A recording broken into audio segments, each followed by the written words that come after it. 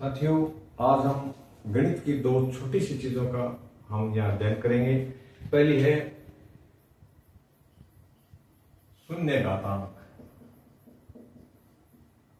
आप में से अधिकांश बच्चे ये जानते हैं कि शून्य घातांक का मतलब एक होता है। जैसे 27 की घात शून्य है, इसका मतलब क्या हो गया? एक। और जैसे 88,070 की घात शून्य है, इसका मतलब क्या हो गया? एक। तो किसी भी अंक की जो घातांक शून्य है उसका मतलब होता है एक। और फिर आगामी क्वेश्चन अपने पाइथागोरस ट्रिक। क्या है? Pythagoras trick.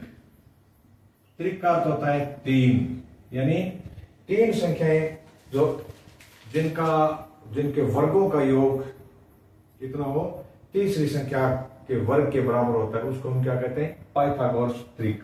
तो पहली संख्या है 3, दूसरी है 4 और फिर इनका आ गया वर्ग हो गया 5। कहें मतलब 3, 4, 5 ये संख्याएं पाइथागोरस ट्रिक में आती है। जैसे इसका वर्ग हो गया 9, 4 का वर्ग हो गया 16 और 5 का वर्ग हो गया 25। इनका जोड़ फिट बैठ गया।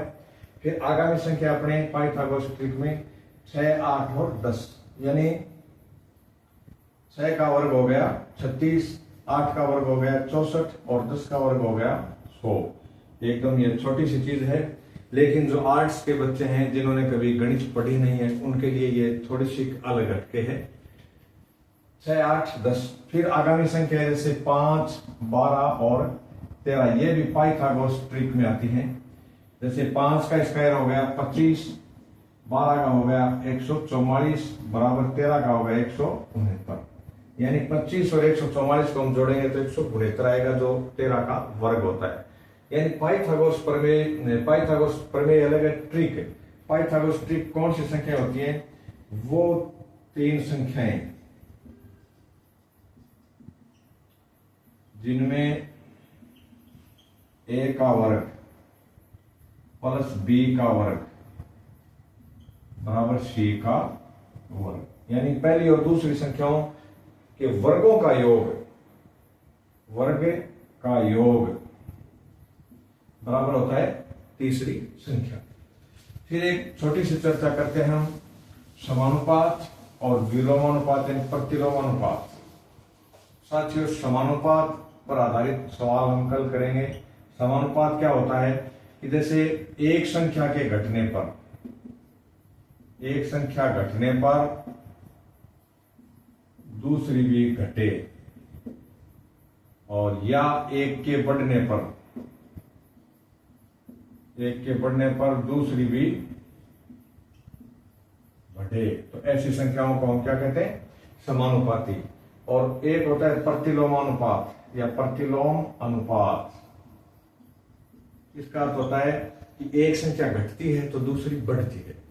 जैसे हम किसी काम को करते हैं, हमारे पास ज्यादा मजदूर होंगे तो समय कम लगेगा, यानी मजदूर या इनकी संख्या, मजदूरों की जितनी संख्या बढ़ेगी समय उतना कम हो गया, तो ये दोनों विलोमानुपाती है।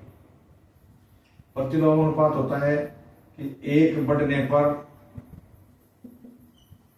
दूसरी घटे या एक घटने पर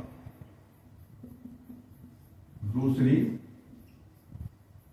बढ़े। इस संख्याओं को हम क्या कहते हैं?